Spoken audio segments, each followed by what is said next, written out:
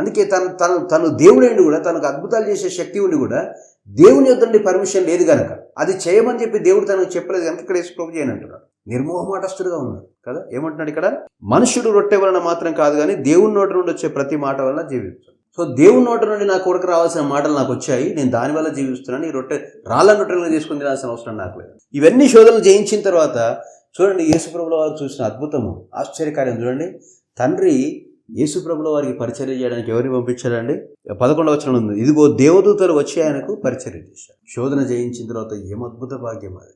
దేవదూతలు వచ్చి ఆయనకు పరిచర్య చేశారు. శోధన జయించిన తర్వాత మన కొరకు గొప్ప విజయం ఉంటుంది, గొప్ప ఖ్యాతి ఉంటుంది.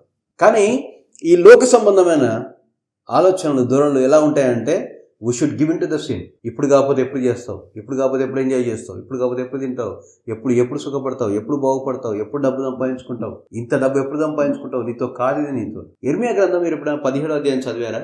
ఇర్మియా గ్రంథంలో మీరు ఆ అధ్యాయం కనుక చదివితే 16, 17, 18 అధ్యాయాలు మీరు చదివితే, అన్యాయంగా డబ్బులు సంపాదించేవాడు, తను పెట్టని గుడ్ల మీద పొడిగే పక్షి లాంటి వాడు, ఆ తర్వాత అవన్నీ పోతాయి, అవునా, తన కళ్ళారా చూస్తుండగా అవన్నీ వాటనేట తను కోల్పోతాడనే సత్యం అక్కడ రాసింది.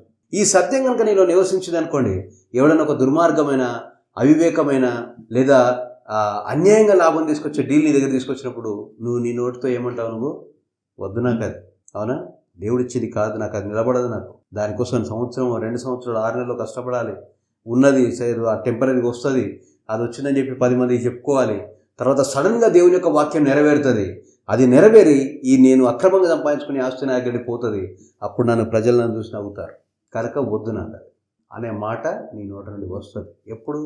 ఈ జీవం గల వాక్యము, సత్యం నీలో నివసించినప్పుడు. యేసుప్రభుల వారు ఎలాగైతే తనలో కూడా వాక్యాన్ని నిలబెట్టుకున్నాడో, తనలో కూడా వాక్యాన్ని ఉంచుకున్నాడో, ఆ ప్రకారమే నువ్వు కూడా నీలో కూడా వాక్యాన్ని, సత్యాన్ని ఉంచుకున్నప్పుడు ఇది సాధ్యపడుతుంది. ప్రతి శోధన జయించే విధానం ఇదే, నీ లోపల సత్యాన్ని ఉంచుకోవడం. రెండవది, నిర్మోహమాటస్తులై ఉండండి. ప్రభు రాకడకు మనం చాలా సమీపంగా ఉన్నాము. ఆయన ఖచ్చితంగా త్వరలో రాబోతున్నాడు, అతి తక్కువ టైంలో రాబోతున్నాడు. ఈ టైంలో నువ్వు ఈ లోక సంబంధమైన మనుషులను, నీ సంబంధికులను, బయటి వారిని, ఇంటి వారిని, నీ కింది వారిని, పై వారిని సంతోషపరచుకుంటూ ఉండే సమయం కాదు ఇది. నిర్మోహమాటస్తులై ఉండండి. ఎందుకు నిర్మోహమాటస్తులై ఉండాలి? శోధన వచ్చినప్పుడు దాంతో ప్యాంపరింగ్ చేయొద్దు,